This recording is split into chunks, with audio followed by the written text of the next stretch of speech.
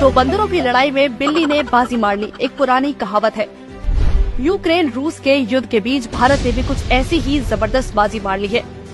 भारत में तेल नेचुरली उपलब्ध नहीं है, ये सब जानते हैं। इसके बावजूद भी भारत यूरोप का सबसे बड़ा तेल निर्यातक बन गया है, वो भी सऊदी अरब को पछाड़कर। लेकिन जब इंडिया में तेल नहीं है तो इंडिया तेल कहां से ला रहा है? तो बता दें कि ये तेल भारत खरीद रहा है अपने पक्के दोस्त रूस से। तेल पर मास्टर स्ट्रोक। रूस तेल का सबसे बड़ा निर्यातक था, लेकिन यूक्रेन रूस युद्ध के बाद अमेरिका और यूरोपियन संघ के देश रूस पर सैंक्शन और प्रतिबंध लगाकर बैठ गए।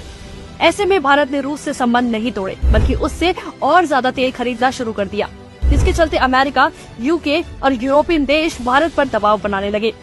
लेकिन भारत ने साफ कर दिया कि रूस उसका दोस्त है और भारत ने अपनी जरूरत से भी ज्यादा तेल खरीदा। जानते हैं क्यों? क्योंकि भारत समझ गया कि यूरोपियन देशों को तेल की जरूरत पड़ेगी और उस जरूरत को पूरा करने के लिए मोदी जी ने अपना गुजराती दिमाग चलाया और मौके पर चौका नहीं छक्का मार दिया। उन्होंने रूस से कच्चा तेल सस्ते भाव में खरीदकर उसे भारत में रिफाइन किया और भारतीय तेल बनाकर यूरोपियन देशों को बेच दिया।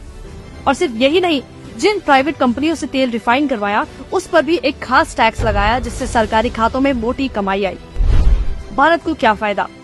सबसे पहला फायदा हुआ कि इससे भारत के रिश्ते रूस से मजबूत हुए। इसके साथ ही यूरोपियन देशों की तेल की जरूरत में भारत संकट मोचक बन गया, जिससे हमारी विदेश नीति मजबूत हुई। तीसरा और सबसे अहम फायदा था फॉरेक्स कमाने का।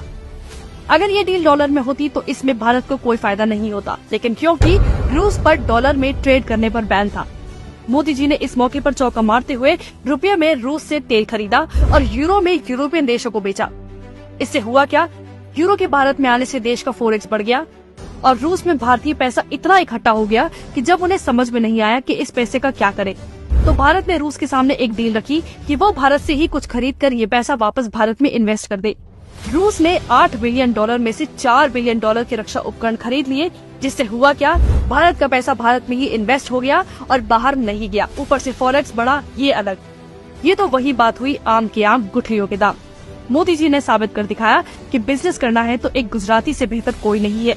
उनके अंदर गुजरात का ये पानी पूरे देश के काम आ गया। मोदी ने ट्रेडिंग करके इतना पैसा कमा लिया कि सऊदी के प्रिंस का सिर चकरा गया होगा, क्योंकि तेल तो उसके पास है। फिर भारत सबसे बड़ा तेल निर्यातक कैसे बन गया?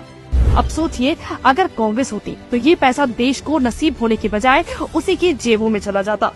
वो तो जाते जाते भी ऑयल बॉन्ड्स का बोझ मोदी सरकार पर डाल गई थी, लेकिन मोदी जी ने उसी तेल से देश के लिए पैसा कमा लिया।